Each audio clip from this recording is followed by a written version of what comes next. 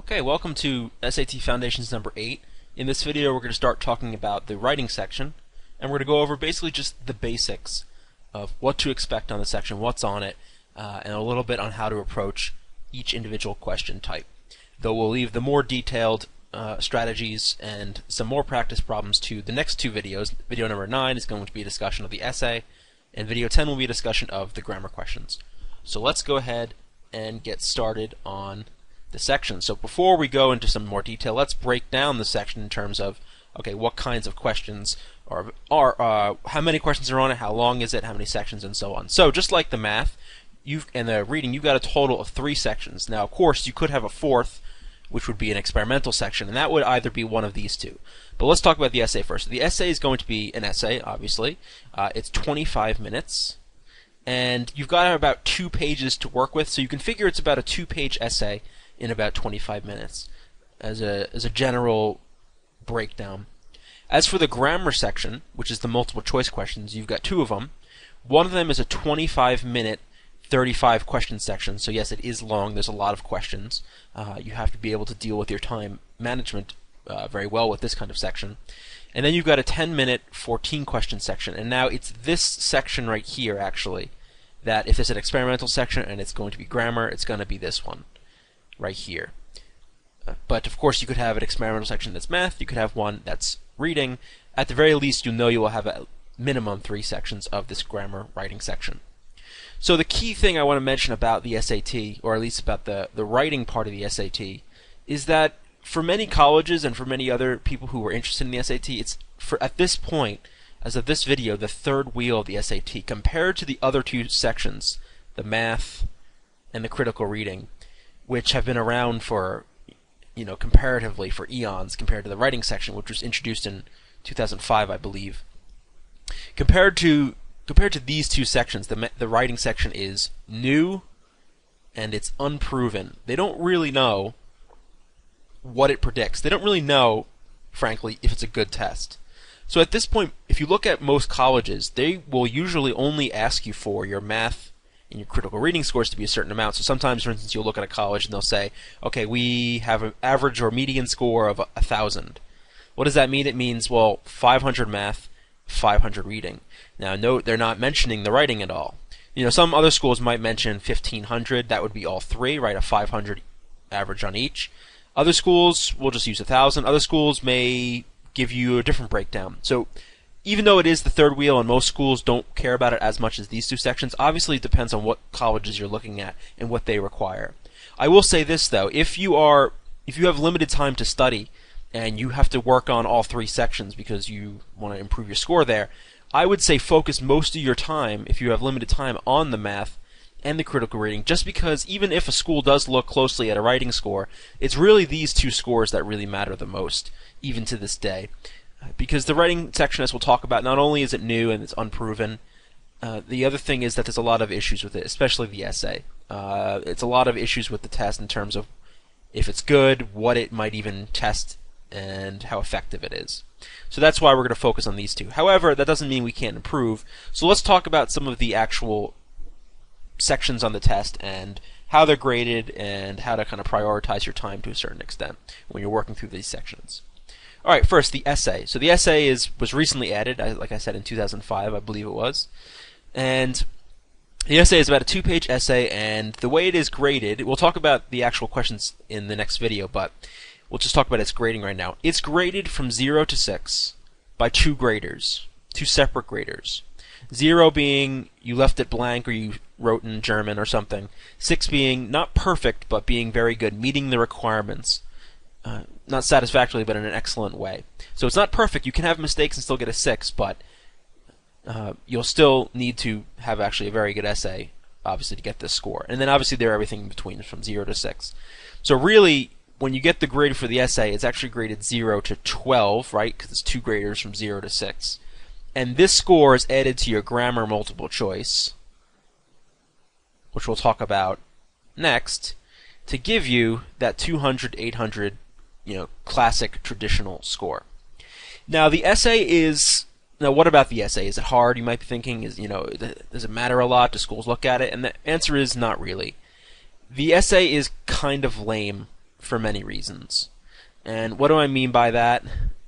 Well, we'll talk about this in more detail in the next video, but to put it quickly, if a school wants to know how good of a writer you are, they will either look for a writing sample, they ask you for a writing sample of something you've written in school, or more appropriately, more commonly, they'll ask you for an admissions essay.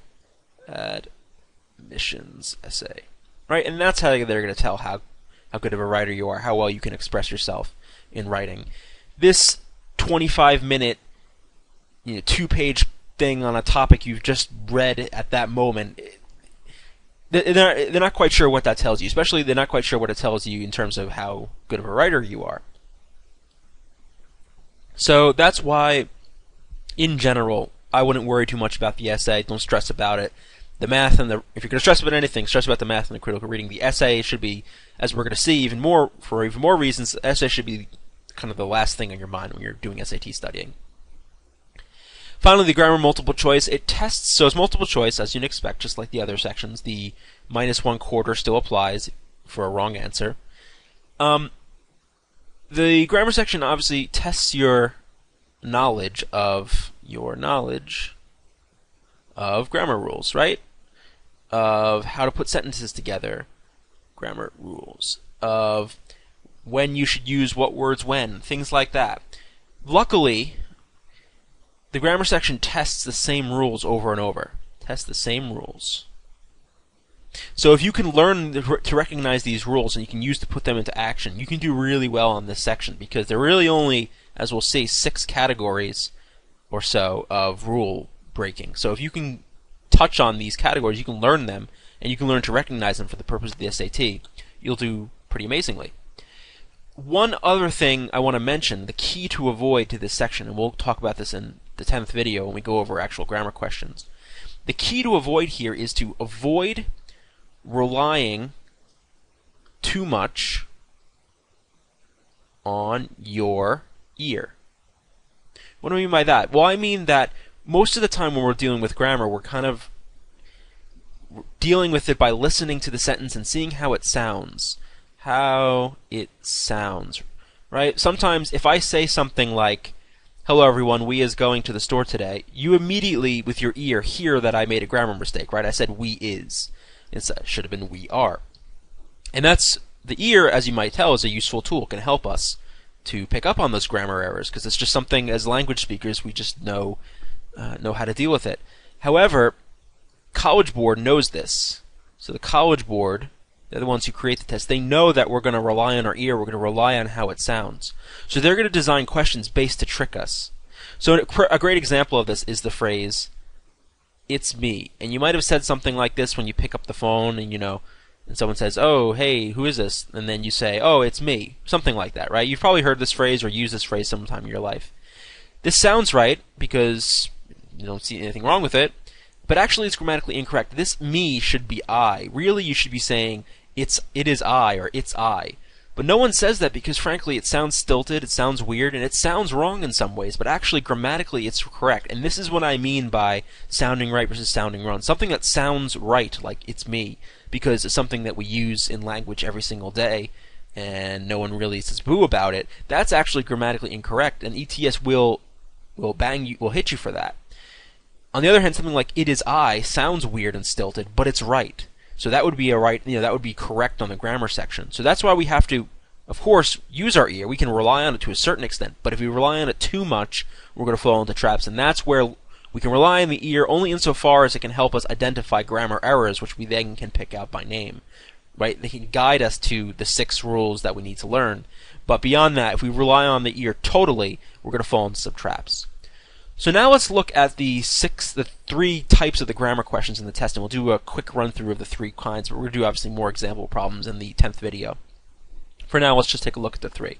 The first kind of problem is called improving sentences.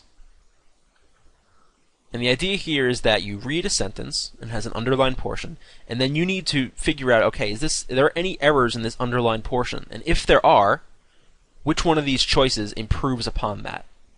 Now, the first choice, A, is always going to be the same that's written in the question. So if there's no error, you're going to pick A. If there is an error, you obviously cross out A, and then you pick the one that works the best. Now, the best way to approach these questions is as follows. First, you read the sentence, so let's do that. The library is older than it, but still just as beautiful as the courthouse. The second thing you do, you use your ear or you just use your knowledge of grammar, and you say to yourself, is there a problem with this sentence? Now, with our ear, maybe we couldn't pick it up, maybe we could, but the issue here is with it. The library is older than it. The question is, what is the it? We know later in the sentence the it's going to turn out to be the courthouse, but you can see we'd probably prefer to have the courthouse here rather than have it here. It's just a little odd, right, to have the it, the pronoun, right, this is a pronoun, come before the noun that it replaces. So this is going to be wrong, so we can get rid of A. And we can and the other thing we do, once we get rid of A, we can get rid of any choice that makes the same error as the original sentence. So let's see if anything else makes the same error. Let's see. The library is older and it is just as beautiful. Not exactly the same error, but not really much of an improvement, right? We want to kind of keep this but still arrangement. We don't want to have an end that's very odd. Is older than what? So we can get rid of B. How about C? The library is older than the courthouse, semicolon. It is just as beautiful as it. That's a little odd. I mean, technically, grammatically, I guess there's nothing wrong, but it's just stylistically problematic. The semicolon, it's used right, but it kind of breaks up the sentence, and it's not. We want to kind of keep the sentence as close to the original as possible. So no good for C. D. The library is older than the courthouse, but just as beautiful. Aha. Right? That keeps the but just older than the courthouse, right? It changes it to the courthouse, and then it lops off the stuff at the end, which you just don't need. So this is perfect. D looks good. Let's check E. The library is just as beautiful as the courthouse, and it is older than it. So not terrible, but D is better just because it's shorter and cleaner. So the answer here is going to be D. And that's basically how you approach it. You just do it step by step, piece by piece, and you figure out which one is grammatically right. Let's check out 12. The country found that its economy was growing more stronger with an improved outlook and more opportunities for training and employment. So these are an example of the error IDs. These are much quicker. There are more of them on the test, but they're much quicker than these, as you might expect, because there's less to read. You read the sentence, and there's underlined portions, and you figure out which one of these underlined portions has a grammar error, grammar mistake. If none of them have a mistake, you pick E, no error, and don't be afraid to pick it. About 1/5 of the choice of the questions will be E, right? Because there are 5 choices, so on average, 1/5 of the time you should be picking E. But anyway, so we're going to go through, and the best way to follow these is you read the sentence. If you hear an error, look at it, figure out what error problem it is, what error category it is, and then circle it. If you don't, just go through them one by one, and you're going to ask yourself, what kind of word is this, and what kind of errors are made with this kind of word? And we'll talk about the errors in the 10th video, but we'll just go through this one for now. The country found that its economy was growing. How's that? Economy was growing? That looks okay. No issue with that. So we can actually cross it out, not a check. So the country found that its economy was growing more stronger. Now, is there an issue with this? Yes, we'll come back to it, though. With an improved outlook. No problem there. No worries. And more opportunities for training and employment. Sure, no problem. So the answer is D. The issue with D is this more stronger. The stronger already encapsulates the more idea, right? Something is stronger, right? So if something's growing stronger, you don't need the more stronger. This is redundant. It's a redundancy. So you can choose B as your answer because you don't need more stronger. You can just have stronger, was growing stronger. This is redundant. The final one, we're actually not going to do this one. I'm just showing you an example of this. This is called improving paragraphs. And we're not going to do this because along with these 5 questions, there's only 6. Along with these 6 questions, there's a little mini paragraph, almost like a reading comprehension, reading passages section. And in fact, what I like to say about these is that they're very similar to combining the grammar stuff above with critical reading. Because not only are you, as you'll see, not only are you worried about the grammar, but you're worried about how this essay is written as an essay. You have to imagine that you're kind of helping a friend edit his or her essay, and that's what this section is going to test, is your ability to revise sentences within the context of a larger body of work. And we'll see more examples of that in the next video 10. Finally, how many to omit? So as you remember in the math, I gave you a pretty strict guideline. In the reading, I told you don't omit that many because you can guess a lot, and that's what's going to apply here. So even if you, regardless of your score ability, you want to essentially do as many as possible.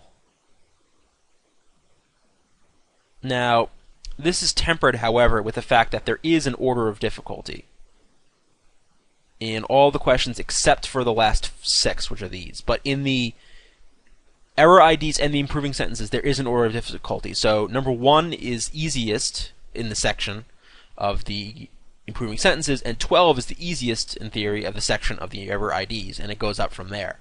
So you want to do as many as possible, only insofar as that you can guess a lot. But you do want to make sure you focus on that first 2/3. Now, the thing we said about the math applies, right? If you want to get a 500, you really only need to do most of the easies and most of the mediums to get this 500. If you want to get a 600, you pretty much have to do all the easies and all the mediums, but that can still get you your 600 plus, really. So I don't want to give you a number to omit because I don't want you to kind of shortchange yourself, because, frankly, you should be able to eliminate, even if you don't know the answer to a question like 12. A lot of times you're going to get stuck between 2, and that's a 50-50 shot, and that's something you're going to take any day of the week. So I don't want to tell you not to do a certain number of questions like I will in the math, just because you should be able to get through the section most of the time without any time issues, or at least maybe leaving off the last few. But you want to do as many as possible because you can guess a lot. Now, of course, you want to focus on those first 2/3, your easies and your mediums, but beyond that, I don't want to give any more strict guidelines. And we'll talk more about how to approach each individual section when we talk about the grammar questions in section 10, video 10. So that was it for the writing introduction. Next video, we're going to talk about the essay. If you liked what you saw, please rate, comment, and subscribe. If you like more SAT information, more tips, more advice, go check out my website, which is reasonprep.com. Let's move on to video number 9.